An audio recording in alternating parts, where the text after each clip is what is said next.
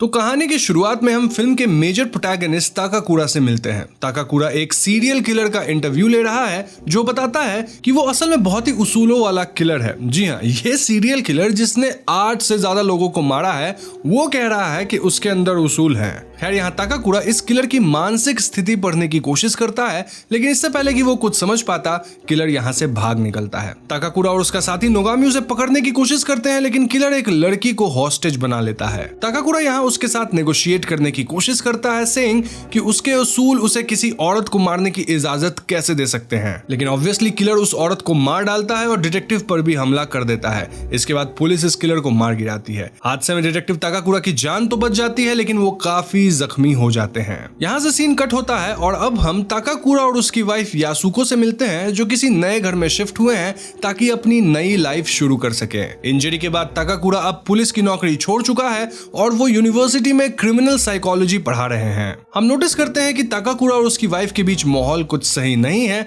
क्योंकि ताकाकुरा हमेशा से क्राइम में बहुत इंटरेस्टेड रहा है। देखा जाए तो अब भी यूनिवर्सिटी में वो किसी न किसी केस में दिलचस्पी लेता रहता था। नए घर के पहले दिन ताकाकुरा और यासुको अपने नेबर्स से मिलने जाते हैं ताकि उनसे जान पहचान बना सके, लेकिन वो नोटिस करते हैं कि पड़ोस वाले लोग उतना सोशल नहीं है। जब वो अपने पड़ोस के दूसरे घर में जाते हैं तो वहाँ कोई मौजूद नहीं होता और वो वापस आ जाते हैं। नेक्स्ट सीन में हम ताकाकुरा को यूनिवर्सिटी में देखते हैं, जहाँ वो स्टूडेंट्स को बताते हैं कि सीरियल किलर्स 3 तरह के होते हैं। एक वो जो हमेशा किसी पैटर्न में मर्डर्स करते हैं, तो दूसरे वो जो रैंडमली लोगों को मौत के घाट उतार देते हैं। लेकिन सबसे खतरनाक तीसरे तरह का किलर होता है जो कभी रैंडम किलिंग्स करते हैं तो कभी पैटर्न में। ताकाकुरा के अनुसार ऐसे किलर्स को पकड़ना बहुत मुश्किल होता है। इस इंटेंस क्लास के बाद ताकाकुरा अपने कलीग के साथ कुछ पुराने सीरियल किलिंग केसेस पे रिसर्च कर रहा होता है, जब उसे यूनिवर्सिटी लिस्टिंग्स में एक 6 साल पुराना केस दिखाई देता है। ये केस किसी होंडा फैमिली के बारे में था। 6 साल पहले इस परिवार के 3 लोग गायब हो गए थे और उस समय इस फैमिली की बेटी स्कूल एक्सकर्जन पर बाहर गई हुई थी, इसलिए सिर्फ उससे पूछताछ की जा सकती थी,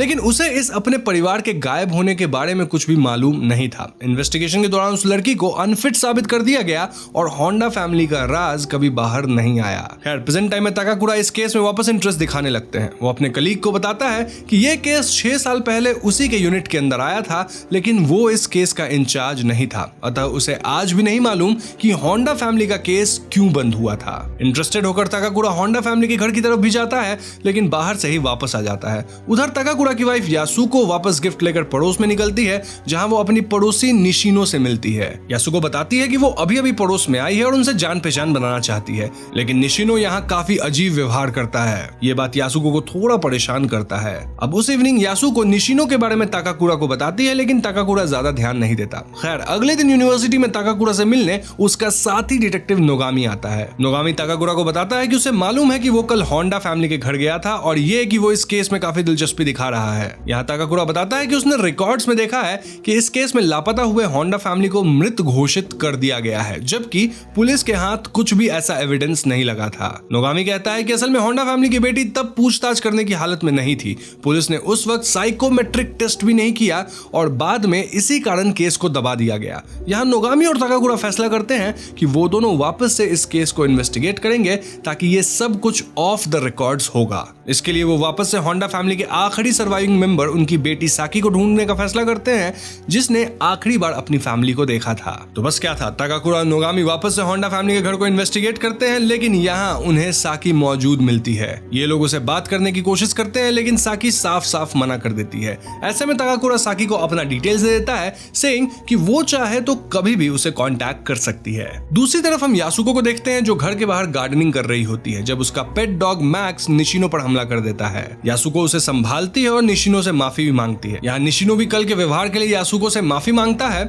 और उसे अपनी बेटी मियो से मिलवाता है, जो एक हाई स्कूल स्टूडेंट थी। निशिनो बताता है कि वो अपनी वाइफ और बेटी के साथ यहाँ रहता है, लेकिन जब यासुको वाइफ से मिलने की बात करती है तो निशिनो एकदम से नाराज हो जाता है और यहाँ से चला जाता है। अब उस इवनिंग जब ताकाकुरा वापस घर आता है तो निशिनो उसे यासुको को लेकर कन्फ्रंट करता है, सेइंग कि उसकी बीवी दूसरों के मामले में इंटरफेयर करती है, जो उसके लिए अच्छा नहीं है। ताकाकुरा को निशिनो की बातें अजीब लगती है और वो उससे माफी मांगकर वहां से चला जाता है। नाउ यूनिवर्सिटी में साकी ताकाकुरा से मिलने आती है और कहती है कि उसे 6 साल पहले के हादसों के बारे में कुछ बातें याद आने लगी है, लेकिन वो पुलिस के मामले में फिर से पढ़ना नहीं चाहती। इस पर ताकाकुरा साकी को आश्वासन देता है कि वो सिर्फ हॉबी के तहत उसका केस इन्वेस्टिगेट करना चाहता है, यहाँ पुलिस का कोई एंगल नहीं है। ये सुनकर साकी बताती है कि गायब होने के कुछ दिन पहले उसके माता पिता और भाई कुछ अजीब व्यवहार कर रहे थे। वो कहती है कि उनके ऊपर बहुत सारा कर्जा था, इसीलिए अक्सर कर्जदारों के फोन आते रहते थे। लेकिन घटना से कुछ दिन पहले उसने अपनी माँ को एक आदमी से फोन पर बात करते देखा था। यह आदमी कुछ अलग था क्योंकि उसकी माँ उससे मुस्कुराकर बात कर रही थी और ऐसा लग रहा था कि वो उस आदमी के कंट्रोल में है। यही नहीं, साकी का कहना था कि उसके पिता और भाई भी कहीं न कहीं इस आदमी को जानते थे और उसे लगता है कि इस आदमी का उनके डिसअपीयरेंस में हाथ है। साकी आगे बताती है कि उसे एक आदमी पे शक भी था जो उसे उसके पड़ोसी वाले घर से झांका करता था, मतलब ताक झांक। पड़ोस के घर में एक ऊंचे पॉइंट पर एक गार्डन था जहां से यह आदमी साकी के कमरे में झांकता था। यहाँ ताकाकुरा और नोगामी साकी को बताते हैं कि होंडा के पड़ोस में किसी नजुको फैमिली का घर हुआ करता था और उनको शक है कि इसी नजुको फैमिली में से कोई होंडा फैमिली के गायब होने में शामिल है। पैरेलली हम यासुको को देखते हैं जो निशिनो और मियो के लिए खाना लेकर जाती है। निशिनो इस बार यासुको को घर में इनवाइट करता है, सेइंग कि वो उसे अपनी बीवी से मिलवाना चाहता है। जब यासुको घर के अंदर जाती है तो निशिनो मियो से भी यही बात कहता है कि यासुको तुम्हारी मॉम से मिलने आई है। लेकिन मियो इस बात से काफी घबरा जाती है और घर के अंदर कहीं छिप जाती है। अब तक यासुको काफी अनकंफर्टेबल हो चुकी थी और वो बहाना बनाकर वापस चली जाती है। लेकिन जाने से पहले निशिनो यासुको से कहता है कि असल में उसकी बीवी बहुत बीमार है, वो एक तरह से डिप्रेशन में है जिसके कारण मियो इतना अजीब व्यवहार करती है। वो यासुको से रिक्वेस्ट करता है कि अगली बार वो उसकी बीवी से जरूर मिले। इसके बाद यासुको यहाँ से चली जाती है। अब उस शाम जब ताकाकुरा वापस घर लौटता है तो वो अपने घर में निशिनो और मियो को पाता है। यासुको बताती है कि उसने इन दोनों को इनवाइट किया है और वो मियो को खाना बनाना सिखा रही है। ये सभी लोग साथ में खाना खाते हैं जहाँ ताकाकुरा के पीछे में निशिनो कुछ अजीब बातें करता है, लाइक कि ताकाकुरा काफी हैंडसम है और कई लड़कियां उसे पसंद करती होंगी। ताकाकुरा निशिनो से उसके काम के बारे में पूछता है और निशिनो कहता है कि वो अपनी बेटी और बीवी के सामने अपनी काम की बातें नहीं करता।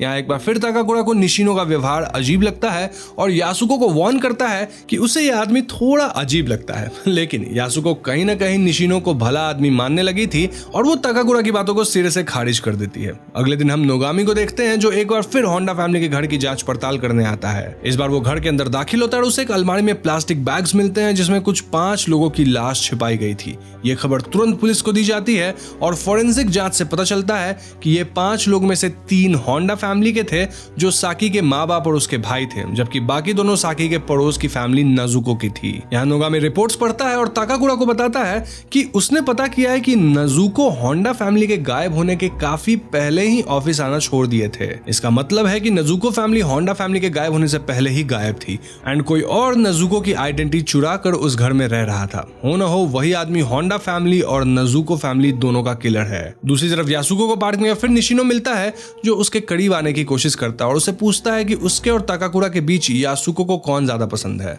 ऑब्वियसली यासुको इस बात से काफी परेशान हो जाती है और कोई जवाब नहीं देती। उस शाम जब ताकाकुरा यूनिवर्सिटी से वापस आ रहा होता है तब उसे घर के बाहर मियो दिखती है जो बहुत डरी हुई हालत में लग रही थी। मियो ताकाकुरा को बताती है कि निशिनो उसका बाप नहीं है बल्कि कोई अनजान आदमी है जिसे वो नहीं जानती। तभी यहाँ निशिनो आ जाता है और मियो वापस घर के अंदर चली जाती है। ना घर पे ताकाकुरा को यासुको परेशान दिखती है लेकिन पूछने पे वो कोई जवाब नहीं देती। वो एक पॉइंट पे किसी को छुपकर कॉल भी करती है और जब ताकाकुरा उससे इस बारे में पूछता है तो वो काफी गुस्सा हो जाती है। इस सब के बीच ताकाकुरा का शक निशिनो पे बढ़ने लगता है। वो अगले दिन अपने दूसरे पड़ोसी मिसेस नोहारा से मिलने जाता है और उनसे पूछता है कि वो निशिनो के बारे में क्या जानती है, लेकिन नोहारा कुछ ज्यादा बता नहीं पाती एक्सेप्ट ये कि निशिनो बहुत अजीब आदमी है और नॉर्मल होने का सिर्फ नाटक करता है। हम देखते हैं कि अगले दिन ताकाकुरा मॉर्निंग वॉक पे होता है जो वो एक बहुत अजीब बात नोटिस करता है। वो देखता है कि निशिनो का घर ऐसे पॉइंट पे है जहां वो आसानी से ताकाकुरा के घर पे नजर रख सकता है, ठीक वैसे ही जैसे साकी ने बताया था कि उसका पड़ोसी उस पे नजर रख रहा था। वो इस बारे में अपने दोस्त नोगामी के साथ बात करता है और उसे निशिनो के बारे में पता लगाने कहता है। जब नोगामी निशिनो का बैकग्राउंड चेक करता है तो उसे मालूम होता है कि असल में निशिनो कोई और ही बंदा है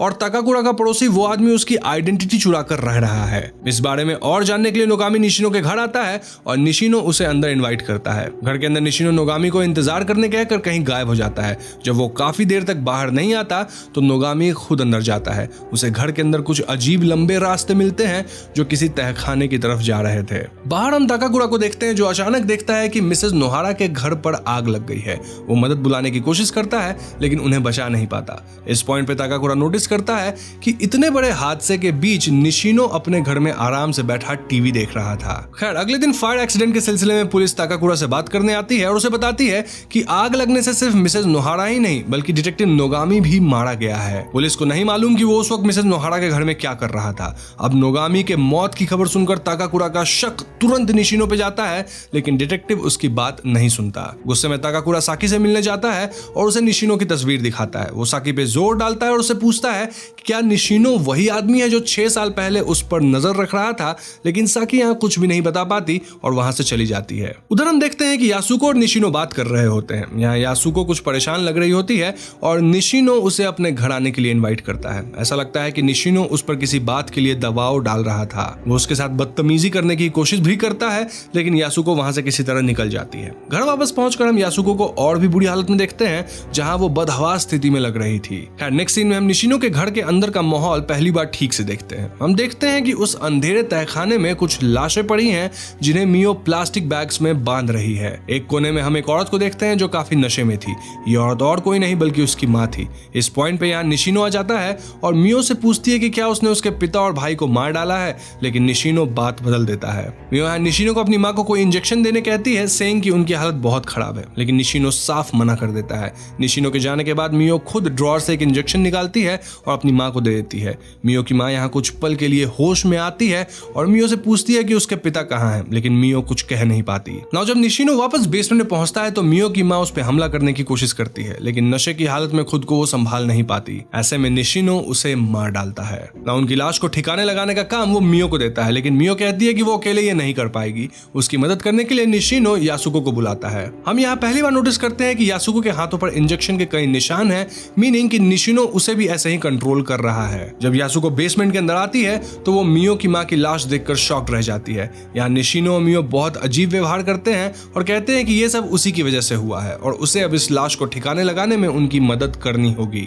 सरप्राइजिंगली यासुको प्रोटेस्ट नहीं कर पाती और इस बात के लिए मान जाती है। दूसरी तरफ हम ताकाकुरा को देखते हैं, जिसे घर में यासुको नहीं मिलती। वो बहुत परेशान हो जाता है और इधर उधर उसे ढूंढने लगता है। तभी मियो उसके घर आती है और उसे डरा हुआ देख ताकाकुरा सब समझ जाता है। वो उसे पुलिस को फोन लगाने कहता है, लेकिन तब तक निशिनो उसे ढूंढते हुए यहाँ पहुंच चुका था। ताकाकुरा निशिनो को कन्फ्रंट करता है और उन दोनों में हाथापाई हो जाती है। सरप्राइजिंगली यहाँ यासुको आती है जो ताकाकुरा से कहने लगती है कि निशिनो की कोई गलती नहीं है। अब तक पुलिस भी यहाँ आ चुकी थी, लेकिन वो लोग ताकाकुरा को ही अरेस्ट करके ले जाते हैं। ना पुलिस स्टेशन में ताकाकुरा सारा माजरा उसी डिटेक्टिव को बताता है जिसने हाल ही में नोगामी के मौत की खबर उसे दी थी। डिटेक्टिव बताता है कि असल में नोगामी के ऊपर बहुत कर्ज था, इसलिए वो उस दिन ताकाकुरा से मिलने गया था और गुस्से में आकर उसने नोहारा के घर में घुसकर आग लगा दिया। लेकिन ताकाकुरा इस बात पर यकीन नहीं करता और पुलिस को नोगामी का कंप्यूटर चेक करने बोलता है। डिटेक्टिव को वाकई में नोगामी के कंप्यूटर में निशिनो के बारे में रिपोर्ट मिलती है और वो ताकाकुरा के साथ तुरंत निशिनो को अरेस्ट करने निकल जाते हैं। निशिनो के घर पे पहुंचकर डिटेक्टिव उसके तहखाने में पहुंचने की कोशिश करता है, लेकिन निशिनो उससे पहले ही उसे मार डालता है। अब तक ताकाकुरा भी यहाँ पहुंच चुका था। निशिनो उस पर भी गन तान देता है।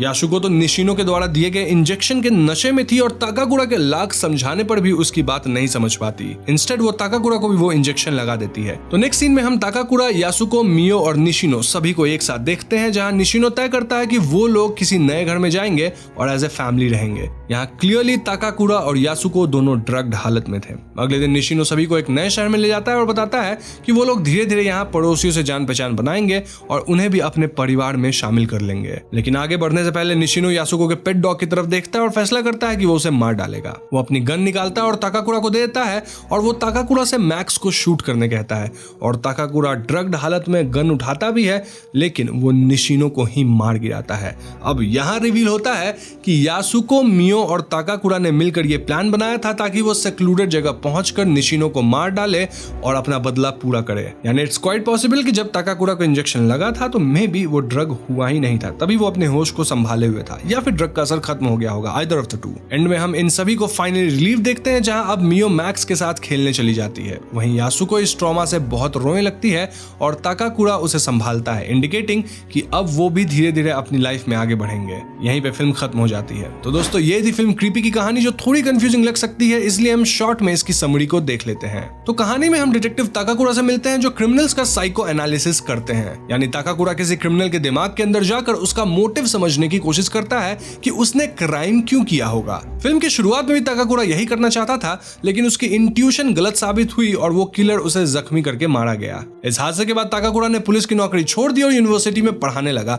लेकिन फिर एक दिन उसे एक 6 साल पुराना केस का पता चलता है जो होंडा फैमिली के बारे में थी। धीरे धीरे उसे रियलाइज हुआ कि शायद निशिनो ही होंडा फैमिली का किलर है। इस बात से जुड़े हमें फिल्म में कुछ क्लूज मिलते हैं। पहला ये कि निशिनो ताकाकुरा को बताता है कि वो पहले उसी की तरह यूनिवर्सिटी में काम करता था, लेकिन जब नागोमी निशिनो के बारे में पता करता है तब रिवील होता है कि असल में निशिनो कोई और था और ये किलर उस यूनिवर्सिटी में काम करने वाले को मार डाला था। यही नहीं, इस किलर ने नजुको फैमिली को भी मार दिया था, क्योंकि इवन नजुको एक यूनिवर्सिटी में प्रोफेसर था। तो असल में किलर एक खास तरह की फैमिली को ही निशाना बनाता था, जैसे कि ताकाकुरा की फैमिली। अब निशिनो की बात की जाए तो ऑब्वियसली वो एक साइकोटिक किलर था जिसके ट्रेट्स एंटी सोशल डिसऑर्डर से मेल खाते थे। वो एक खास तरह के फैमिली को टारगेट करता और फिर उनके बीच फूट डालता और उनकी आइडेंटिटी लेकर जीता, उन्हें अपना फैमिली मेंबर बना लेता ड्रग करके। ताकाकुरा के एनालिसिस के हिसाब से निशिनो तीसरे टाइप का सीरियल किलर था, जहां वो एक फैमिली के कुछ लोगों को मार डालता तो कुछ को वो अपनी फैमिली बनाकर अपने साथ रखता था। साथ ही निशिनो अंदर से बहुत कमजोर था,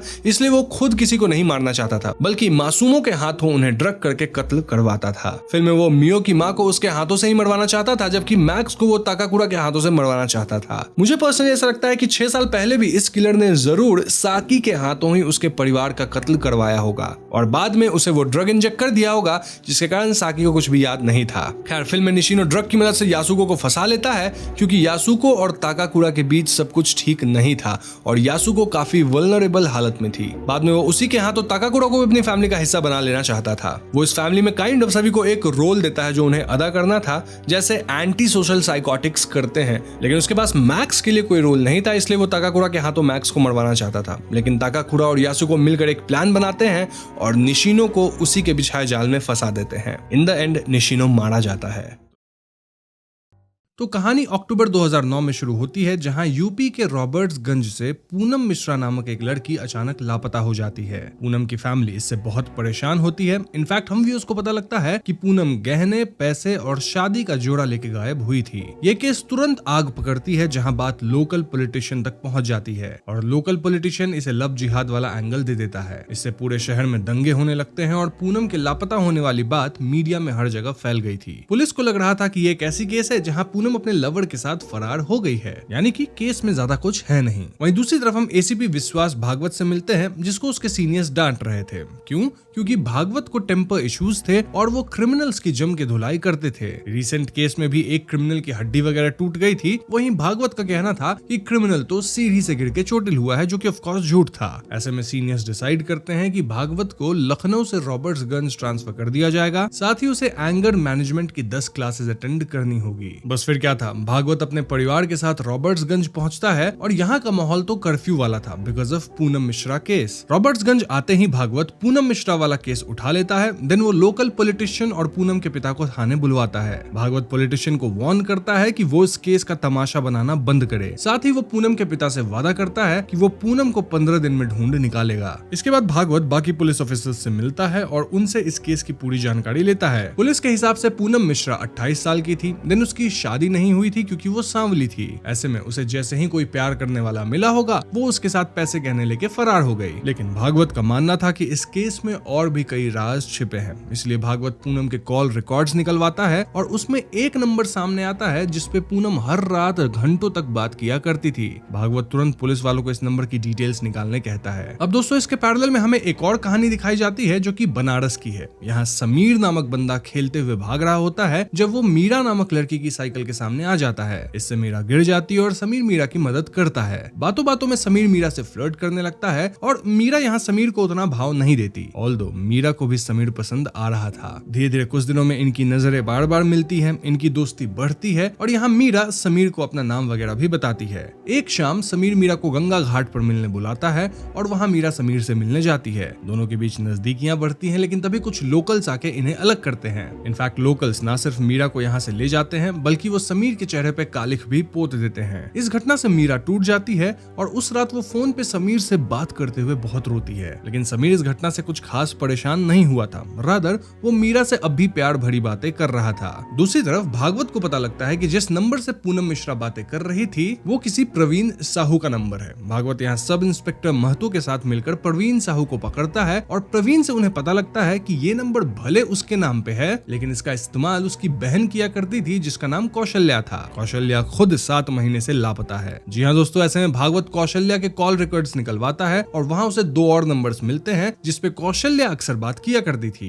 ये 2 नंबर्स थी संध्या लोहिया की फ्रॉम सिरसा और संतोष पुजारी की फ्रॉम धौलपुर। भागवत को लगता है कि जरूर ये संतोष पुजारी ही मुजरिम है और ऐसे में वो पुलिस फोर्स लेके संतोष के घर पे पहुंचता है। वहाँ उसे पता लगता है कि संतोष भी एक लड़की ही है। जी हाँ, नाम भले संतोष था लेकिन वो एक लड़की थी जो कि अगेन 1 साल से ऊपर से मिसिंग है। इतना ही नहीं, संध्या के घर पे भी यही पता लगता है कि वो किसी एक लड़के के साथ भाग गई, दिन कभी वापस नहीं आई। इन शॉर्ट, इन फोन नंबर्स का कनेक्शन जिस किसी भी नए नंबर से निकाला जा रहा था वो सब किसी और लड़की का नंबर निकलता था और हर एक केस में या तो लड़की किसी के साथ भाग गई है या फिर लापता है। भागवत यहाँ सभी लापता लड़कियों की फोटोज वगैरह एक बोर्ड पे लगाते हैं ताकि वो सारे केसेस के बीच की कनेक्शन को ढूंढ सके। इस पे सब इंस्पेक्टर महतो का कहना था कि जरूरी नहीं कि हर केस के बीच कोई कनेक्शन निकले। वो आज से काफी साल पहले की एक केस बताता है जो कि कन्नौज के पास वाले गांव सिकरी की थी। वहाँ एकदम से कुछ 7-8 लड़कियां गायब हो गई थी जिनकी उम्र कुछ 14 या 15 साल रही होगी। गांव वाले इन बच्चियों को बहुत ढूंढे लेकिन उन्हें बच्चियां नहीं मिली। फिर आया दशहरा और उस दिन रावण के पुतले में आग लगाई जा रही थी और उसमें से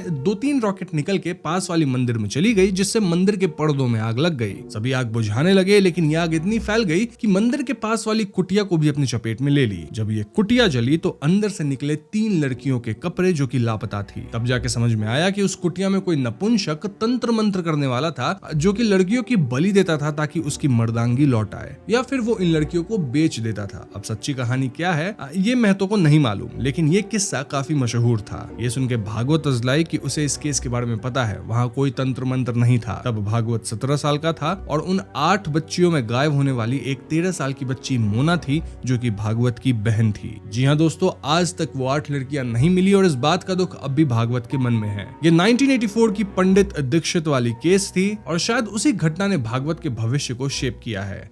भागवत अब पुलिस में है और वो क्रिमिनल्स को काफी पीटता है क्योंकि शायद आज भी वो क्रिमिनल्स के अंदर दीक्षित को ढूंढ रहा है। हमें उस दिन का एक फ्लैशबैक भी दिखाया जाता है जब मोना गायब हुई थी और उस दिन वो भागवत के साथ बैडमिंटन खेल रही थी। वो शटल लाने बाहर गई जिसके बाद वो कभी वापस नहीं आई और शायद उस घटना के लिए भागवत आज तक खुद को ब्लेम करता है क्योंकि शायद उस दिन उसे बाहर जाना चाहिए था। Anyways, coming back to the case, गायब लड़की संध्या के कैलेंडर से एक नंबर मिला था जो कि फोटोग्राफर कविता शास्त्री की थी। कविता की दुकान यहाँ के मांडवाड़ी एरिया में थी जो कि इस जगह की रेड लाइट एरिया थी। ऐसे में भागवत तुरंत कविता के दुकान पे जाता है जहाँ उसे पता लगता है कि कविता फिलहाल वेडिंग शूट के लिए नेपाल गई हुई थी। स्टिल भागवत को शक होने लगता है कि लड़कियों का गायब होना कहीं इस प्रोस्टिट्यूशन रैकेट से तो नहीं लिंक है, इसीलिए वो इस पूरे एरिया में गायब हुई लड़कियों की तलाश करवाने लगता है। पुलिस कई जगह छापे मारती है लेकिन इनके हाथ कुछ भी नहीं लगता। भागवत यहाँ इस धंधे के लीडर को पकड़ता है जो कि बताता है कि ये लोग कभी भी लोकल लड़कियों को धंधे में नहीं ढकेलते। इनफैक्ट लड़कियां हमेशा दूसरे शहर से आती है या फिर दूसरे देश से। सो इफ इस धंधे के लिए लड़कियों को गायब किया गया है तो शायद उन्हें दूसरे किसी बड़े शहर में या फिर दूसरे देश के बाहर ले जाया गया होगा।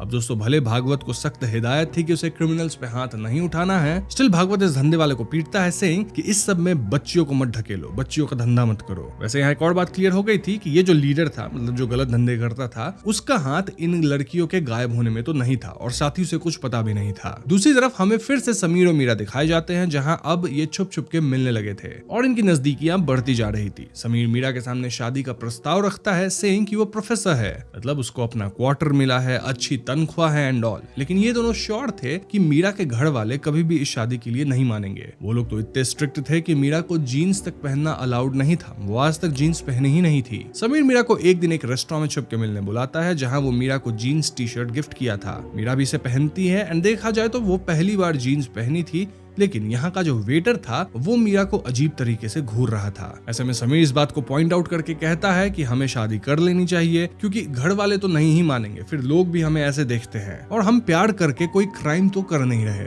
इसलिए क्यों ना हम भाग के शादी कर ले। ये सुन के मीरा थोड़ा घबराती है लेकिन कहीं ना कहीं वो समीर के साथ भागने के लिए तैयार थी। वहीं भागवत की बात की जाए तो वो फाइनली फोटोग्राफर कविता शास्त्री को पकड़ता है क्योंकि कविता नेपाल से लौट आई थी। कविता का नंबर एक मिसिंग लड़की चंदा के रिकॉर्ड्स में मिला था और ऐसे में भागवत इसके फोन में चंदा वाली नंबर डायल करता है। कविता के फोन में ये नंबर सूरज जायसवाल नाम से सेव्ड था और ऐसे में कविता फाइनली सच बताती है। दरअसल एक आध साल पहले ये सूरज नामक बंदा कविता के स्टूडियो पे कुछ फोटोज डेवलप करवाने आया था और तब कविता की उससे दोस्ती हो गई थी, लेकिन फिर सूरज कविता के पीछे ही पड़ गया, उसे स्टॉक करने लगा, उसके घर आने लगा, यहाँ तक कि उसके बेटे के स्कूल तक पहुंच गया। कविता को ये बंदा थोड़ा अजीब सा लगा, इसलिए वो उससे दूरी बना ली और तब से कविता उससे बात नहीं की है। कविता को उसके बारे में बस इतना पता है कि वो प्रोफेसर जैसा कुछ है, मतलब पढ़ाता है। कविता यहाँ भागवत को वो फोटोज भी देती है जिसे डेवलप कराने सूरज आया था। इनफैक्ट सूरज कभी वो फोटोज वापस लेके गया ही नहीं। अब दोस्तों भागवत और महतो उन गायब हुई लड़कियों के फोन्स के IMEI को भी ट्रैक कर रहे थे, मतलब अगर कहीं फोन ऑन हो तो उसे पकड़ा जा सके कि कौन सा सिम उस फोन में लगा है, लेकिन ये फोन्स फिलहाल तो आउट ऑफ यूज थे। इसके बाद हमें दशहरे में रावण के जलने का सीन दिखाया जाता है, जहाँ भागवत भी अपने परिवार के साथ होता है। भागवत अपराधी को पकड़ने की कसम खाता है। वहीं पैरेलल में हम मीरा को देखते हैं जो कि घर से गहने वगैरह लेके समीर के साथ भागने के लिए तैयार है। इसके बाद फाइनली मीरा समीर के साथ बस में भाग जाती है और ये लोग किसी दूसरे शहर में उतरते हैं। यहाँ दोनों किसी देवलोक लॉज में रुकते हैं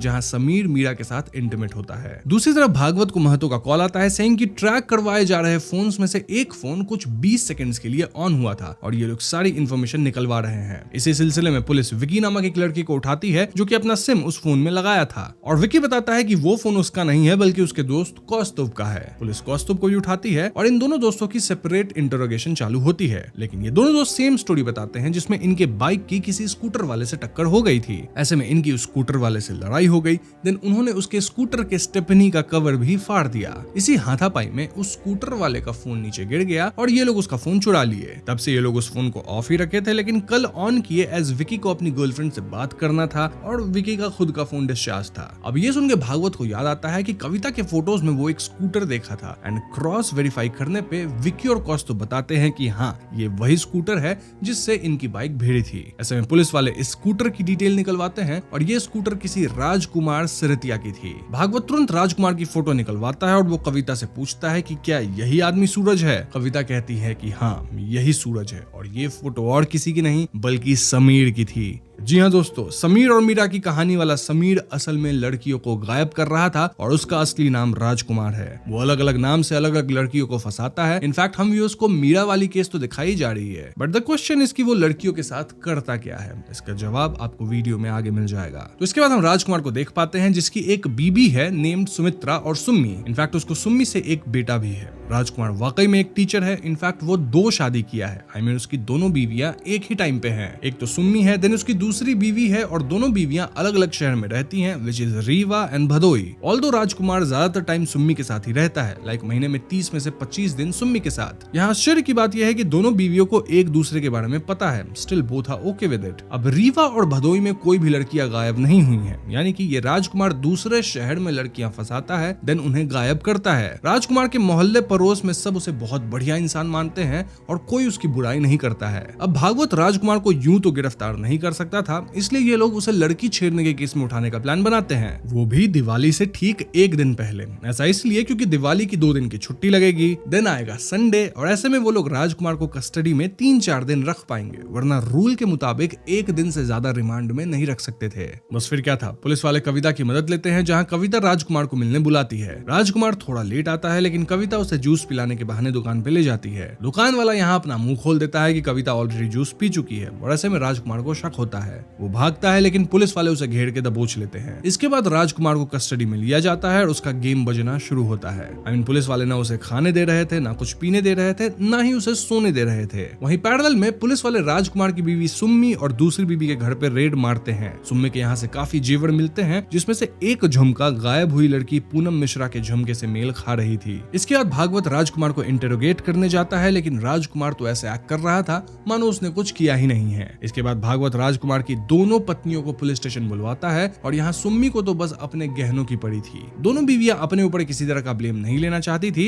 एंड इट वाज क्लियर कि दोनों बीवियां को राजकुमार की कुछ खास पड़ी नहीं थी, स्पेशली सुम्मी। इसके बाद भागवत फिर से राजकुमार को इंटरोगेट करता है, जहां वो बोलता है कि सुम्मी को तो बस अपने गहने चाहिए, उसे तुमसे कोई मतलब नहीं है। ये सुन के राजकुमार भड़कने लगता है एंड इट वाज क्लियर कि वो सुम्मी से प्यार करता है। यहाँ बातें थोड़ी बढ़ जाती है, जहाँ राजकुमार भागवत का कॉलर पकड़ लेता है, इसलिए भागवत राजकुमार पे हाथ भी उठाता है और इसके जवाब में राजकुमार वाज लाइक कि मेरी 1-2 पसलियां तो टूटी ही होंगी, इस बात पे मैं आपको सस्पेंड करवा दूंगा। अब इस पॉइंट भागवत प्लान्स कि अगर वो सुम्मी को चोट पहुंचाए तो राजकुमार तड़पेगा और भागवत ऐसा ही करता है। राजकुमार को आवाज सुनाई देती है कि पुलिस वाले सुम्मी को पीट रहे हैं और फिर वो सुम्मी को बुरी हालत में भी देखता है। ऐसे में राजकुमार फाइनली डिसाइड्स कि वो भागवत से बात करेगा। सो भागवत और बाकी पुलिस वालों के सामने राजकुमार कहना शुरू करता है कि भले उसे दाल गोश्त का शौक है लेकिन वो सुम्मी से प्यार करता है। फिर वो रिवील करता है कि पूनम मिश्रा को वही फंसाया और वो ऐसा कर पाया क्योंकि पूनम 28 साल की थी, उसकी शादी नहीं हो रही थी। ऐसे में जब राजकुमार उससे दो प्यार की बातें किया तो वो अपने आप ही फंस गई। देन धीरे धीरे राजकुमार पूनम से नजदीकियां बढ़ाया। फाइनली वो उसके सामने भाग के शादी करने का प्रस्ताव रखा और ऐसे में फाइनली दोनों भाग निकले। दोनों एक बस स्टैंड पे उतरे, फिर पास में ही एक होटल में गए जहां दोनों रात भर ठहरे और इंटीमेट हुए। फिर राजकुमार स्मार्टली पूनम से कहा कि वो उसे गुरुजी से मिलवाना चाहता है एंड देन पूनम को वाइफ तक कहने लगा ताकि पूनम खुश हो जाए। देन राजकुमार बोला कि पूनम अपने गहने वगैरह निकाल ले क्योंकि गुरुजी के पास ये लोग थोड़े सिंपल लुक में ही जाएंगे। फिर दोनों बस डिपो पे गए जहां राजकुमार जानबूझ के बोलने लगा कि कहीं कल इंटीमेट होने की वजह से पूनम प्रेग्नेंट ना हो जाए। ये सुन के पूनम डर गई और राजकुमार तुरंत बोला कि चिंता मत करो, मेरे पास एक आयुर्वेदिक दवा है जिसे खा लोगी तो सब ओके हो जाएगा। वो पूनम को वार्न किया कि दवा खा के थोड़ी उल्टी वगैरह हो सकती है, तो पूनम इस दवा को बस स्टैंड के बाथरूम में जाके खा ले और दरवाजा अंदर से लॉक कर ले। अब दोस्तों ये कोई दवा नहीं था बल्कि जहर था जिसे पूनम बाथरूम में जाके खा ली और राजकुमार बस स्टैंड पे आधे घंटे वेट किया टू मेक श्योर कि पूनम बाथरूम से बाहर तो नहीं निकली ना। इस मीन्स की पूनम समाप्त हो गई और फिर राजकुमार वहां से अपनी लाइफ जीने निकल लिया उसके गहनों के साथ। ऐसे ही सिमिलर वे में वो 19 लड़कियों को समाप्त किया है। ये सुन के भागवत राजकुमार को राक्षस कहता है और वो पता लगवाता है कि क्या बस स्टैंड पे पूनम की लाश मिली थी। वेल वाकई में लाश मिली थी, मतलब इस शहर के बस स्टैंड में नहीं, दूसरे शहर के बस स्टैंड में, और वहां पे इस लाश की पहचान नहीं हो पाई थी एज कोई सामान था ही नहीं पूनम के साथ। फॉरेंसिक वाले लाश को 7 दिन रखे थे जिसके बाद डिस्कार्ड कर दिए एज लाश सड़ने लगी थी। भागवत यहाँ पूनम के पिता को जाके बताता है कि उनकी बेटी अब इस दुनिया में नहीं है और पूनम के घर पे सभी लोग बहुत ज्यादा अपसेट हो जाते हैं। खैर तो अब राजकुमार वाली केस कोर्ट में मूव होने लगती है और राजकुमार वाज वेरी कॉन्फिडेंट कि पुलिस वाले उसके खिलाफ कुछ भी प्रूव नहीं कर पाएंगे। राजकुमार इतना कॉन्फिडेंट था कि वो अपनी पुरानी कुकर्मों के बारे में पुलिस के सामने खुल के बोल रहा था, लाइक किस लड़की को वो कौन से लॉज ले गया था एंड ऑल दैट। हम भी उसको यहाँ विजुअली मीरा वाली केस भी दिखाई जाती है जहाँ देवलोक लॉज से निकलने के बाद वो मीरा के साथ भी सेम किया था। राजकुमार यहाँ अपने आप को एक बाज से कंपेयर करता है। बाज मतलब जो हॉक होता है। वो बताता है कि कैसे बाज की उम्र 70 साल होती है लेकिन जब बाज 35 साल का होता है तो उसके पंख कमजोर पड़ जाते हैं और ऐसे में बाज पत्थर से अपने पंख नोच लेता है ताकि उसके नए स्ट्रॉन्ग पंख वापस निकले। इस प्रोसेस में 1 महीना लगता है और यही 1 महीना बाज डर के जीता है ताकि वो किसी का शिकार न बन जाए। लेकिन नए पंख आने के बाद बाज फिर से आसमान में उड़ता है एक शिकारी की तरह। राजकुमार के हिसाब से वो बाज है और अभी उसका वो ट्रांजिशन वाला 1 महीना चल रहा है लेकिन जल्द ही वो फ्री होगा और उड़ जाएगा। एनीवेज इसके बाद कोर्ट सीन आता है जहाँ राजकुमार खुद ही अपना केस लड़ रहा था। राजकुमार जज साहब से सिर्फ एक रिक्वेस्ट करता है कि इस केस में उसकी बीवी सुम्मी को ना घसीटा जाए। सो यस कार्रवाई शुरू होती है और कोर्ट कचहरी का मामला तो कई दिनों तक चलता ही रहता है। इसी बीच भागवत राजकुमार की हिस्ट्री निकालता है जहां उसका एक पुराना पहचान वाला कहता है कि जब राजकुमार छोटा था तब उसने एक औरत को बेहोश करके ज्वेलरी चुराई थी और जब उसकी चोरी पकड़ी गई तो उसको बहुत मारा गया, इतना कि राजकुमार अपनी पैंट ही गीली कर दिया था। उस दिन उसने कसम खाई कि वो कभी कोई काम अधूरा नहीं छोड़ेगा और कभी कोई गवाह जिंदा नहीं छोड़ेगा। वो बहुत तेज दिमाग वाला है और उसकी याददाश्त भी बहुत तेज है, इतना कि उसे छोटी सी छोटी डिटेल्स याद रहती है। So yes Rajkumar is smart enough कि वो खुद से अपनी केस लड़ पाएगा। सिर्फ लड़ ही नहीं पाएगा बल्कि भागवत को शायद इस केस में हरा भी देगा। यहाँ कई विटनेस आते हैं जिन्होंने राजकुमार को या तो बस स्टैंड पे लड़की के साथ देखा था या फिर लॉज वाले आदमी जो कि इनका नाम रजिस्टर पे लिखे थे। लेकिन राजकुमार यहाँ क्लियरली कहने लगता है कि हाँ वो पूनम के साथ था, इनफैक्ट दोनों इंटीमेट भी हुए थे। ऑल्दो पूनम उससे शादी करना चाहती थी और राजकुमार इसके लिए मना कर दिया। शायद इसी गम में पूनम गलत कदम उठाई होगी और पोस्टमार्टम क्लियरली कहती है कि पूनम गलत की थी, मतलब पूनम के ऊपर किसी भी तरह की जोर जबरदस्ती के निशान नहीं थे और राजकुमार कोर्ट में ऐसे एक्टिंग करता है एज इफ वो पूनम के लिए दुखी है। इसी बीच एक पुजारी जी महतो से मिलते हैं और बताते हैं कि एक बार राजकुमार उनके पास आया था, तब वो अपनी एक गुनाह को कबूल किया था और पुजारी जी उसके खिलाफ गवाही दे सकते हैं। पुजारी जी गवाही भी देते हैं लेकिन राजकुमार पुराने केसेस के रेफरेंस लेके उनकी गवाही को भी झुटला देता है। भागवत अब तक काफी परेशान हो चुका था और ऐसे में उसका ध्यान कुछ इत्तर की बोतल्स पे जाता है जो कि राजकुमार के पास से मिले थे। भागवत तुरंत उस इत्तर वाले दुकान पे जाता है जहां से मालूम पड़ता है कि इत्तर वाले का जो बाप है वो ज्वेलरी का धंधा करता है। इत्तर वाले का बाप बताता है कि वो राजकुमार को जानता है और दोनों जेल में काम करते थे। वहाँ राजकुमार उससे ज्वेलरी को साफ करना, चमकाना, ये सब काम सीखा था और छूटने के बाद भी वो इस ज्वेलरी वाले से मिलने आता था, देन दोस्ती यारी में उससे जहर खरीदता था। बेसिकली ये जहर जिसका नाम मैं नहीं लूंगा, इसे चांदी चमकाने में इस्तेमाल किया जाता है और इस ज्वेलरी वाले बंदे को लगता था कि राजकुमार गहने का काम करता होगा इसलिए उसे ये जहर चाहिए। उसे कहाँ पता था कि राजकुमार इस जहर का इस्तेमाल लड़कियों को समाप्त करने करने में करता था। जो भी हो, ये गहने वाला कोर्ट में गवाही देने को तैयार हो जाता है, लेकिन राजकुमार कोर्ट में उस पे ही लांछन लगाता है कि इस जहर को खरीदने या बेचने के लिए लाइसेंस चाहिए। तो अगर ज्वेलरी वाला बिना राजकुमार का परचेज लाइसेंस चेक किए उसे जहर बेच देता था तो उसे गिरफ्तार किया जाए, क्योंकि राजकुमार के पास ऐसा कोई लाइसेंस है नहीं। ये सुन के ज्वेलरी वाला डर जाता और कहने लगता है कि मैं पुलिस की जोर जबरदस्ती के कारण ये गवाही दे रहा था, मैंने ना राजकुमार से कुछ खरीदा है ना ही उसे कुछ बेचा है, हम दोनों बस साथ में कीमा खाया करते थे। इन शॉर्ट, राजकुमार ये केस काइंड ऑफ जीत रहा था और ऐसे में एक रात भागवत सोचता है कि वो राजकुमार को खुद ही निपटा दे। बट देन वो सोचता है कि नहीं, मैं ऐसा नहीं कर सकता, क्योंकि राजकुमार जैसे दरिंदों को इतनी आसानी से मौत नहीं मिलनी चाहिए ना। भागवत को याद आता है कि जब राजकुमार पुलिस वालों के सामने अपनी करतूतों के बारे में बता रहा था तो वो देवलोक लॉज का नाम लिया था। राज हमेशा नेम्स की हेराफेरी करता था ताकि पुलिस कंफ्यूज ही रहे, लेकिन स्टिल वो नाम सही बताता था, बस इस नाम को उधर जोड़ता था। इसका मतलब ये कि वो देवलोक लॉज गया तो था। ऐसे में भागवत पूरे स्टेट में सारे लॉजेस की फाइल निकालता है, जिसमें 3 देवलोक लॉज सामने आते हैं। उनमें से एक लॉज वाला पहचान जाता है, सेइंग कि हाँ, राजकुमार यहाँ मीरा नामक लड़की के साथ आया था। लेकिन दोस्तों, उस जगह की पुलिस स्टेशन में किसी लड़की के खत्म पाए जाने की रिकॉर्ड नहीं थी। ऐसे में भागवत पूछने लगता है कि क्या बस स्टैंड के बाथरूम में कोई लड़की मिली थी, और तब पुलिस वाले बताते हैं कि हाँ, लड़की मिली थी लेकिन वो जिंदा थी। जी हाँ दोस्तों, मीरा शायद जिंदा थी, और जब भागवत उस हॉस्पिटल में जाता है जहाँ मीरा को भर्ती किया गया था, तो वहाँ उसे नर्स नीलिमा आजाद का कांटेक्ट मिलता है। नीलिमा से बातचीत करने पे भागवत को पता चलता है कि मीरा वाकई बच गई थी, क्योंकि उसे एक कंडीशन थी, एक ऐसी कंडीशन जिसमें वो टैबलेट वगैरह घोटे ही नहीं पाती थी। ऐसे में उस दिन जब वो राजकुमार द्वारा दी गई गोली खाई तो वो उसे घोटे ही नहीं पाई। इसके कारण वो बेहोश तो हो गई लेकिन खत्म नहीं हुई, एंड देन वो कुछ 30 दिन कोमे में रही। होश में आने के बाद मीरा को आइडिया लग गया कि उसके साथ क्या हुआ है,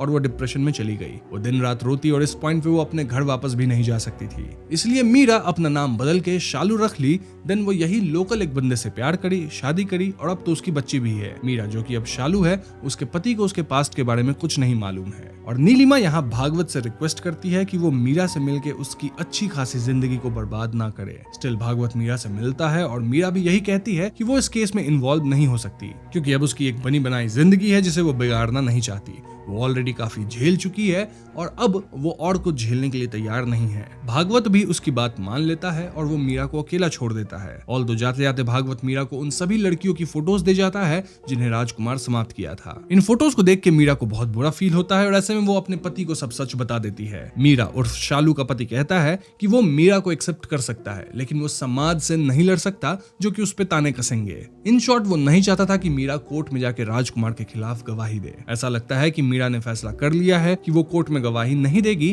क्योंकि ऐसा करने पे शायद वो अपने पति और अपनी बेटी दोनों को खो देगी। उधर भागवत कहता है कि वो राजकुमार को सिर्फ एक छोटी सी फ्रॉड चार्ज पे जेल में नहीं भेज सकते, वरना उनकी खाकी यूनिफॉर्म का कोई मतलब नहीं रहेगा। उसका सुपीरियर जवाब देता है कि अगर दुनिया वैसी ही चलती जैसा प्लान होता तो सोसाइटी को खाकी की जरूरत ही नहीं पड़ती। सीनियर भागवत से कहते हैं कि वो उन औरतों के लिए बदला लेने की कोशिश ना करे, बस अपना फर्ज निभाए। इन शॉर्ट, भागवत इस केस को ऑलमोस्ट हार चुका था। अगले दिन कोर्ट रूम में हम राजकुमार को एकदम चिल देखते हैं, क्योंकि वो कॉन्फिडेंट था कि ये केस वो जीत चुका है। तभी लॉयर बुलाता है एक नए गवाह को, who was none other than Meera. जी हाँ दोस्तों, मीरा सबको चौंका देती है जब वो राजकुमार के खिलाफ गवाही देने आती है। अब तक राजकुमार रिलैक्स था, मजाक उड़ा रहा था, लेकिन अब उसके चेहरे पे पहली बार चिंता दिखाई देती है। वो हारा हुआ लगता है और ऐसा प्रतीत होता है कि मीरा की गवाही अब उसका फैसला तय कर देगी। मैं प्रतीत होता है इसलिए बोल रहा हूँ क्योंकि फिल्म यहीं पे खत्म हो जाती है और फिर हमें टेक्स्ट्स के माध्यम से बताया जाता है कि राजकुमार को अपराधी मान के खत्म होने तक की सजा सुनाई गई। स्टिल इन केसेस को खत्म होने में 14 साल लगे। देन राजकुमार जानबूझ के केसेस को खींचता है in high court, supreme court, then mercy petition वगैरह भी डाला। बेसिकली वो कानून या रूल्स का हर तरीके से फायदा उठा के खुद को शील्ड कर रहा है। लेकिन हर ऐसे केस में मीरा और भागवत जैसे लोग होंगे जो कि कदम कदम पे राजकुमार जैसे राक्षस के खिलाफ जीतेंगे। सो यस, ये थी भागवत फिल्म की कहानी और ये कहानी अपने आप में काफी क्लियर है। आई मीन इसमें थियरीज की कोई गुंजाइश नहीं रही। जस्ट एक बात कि समीर और मीरा वाली जो स्टोरी हमें दिखाई जा रही थी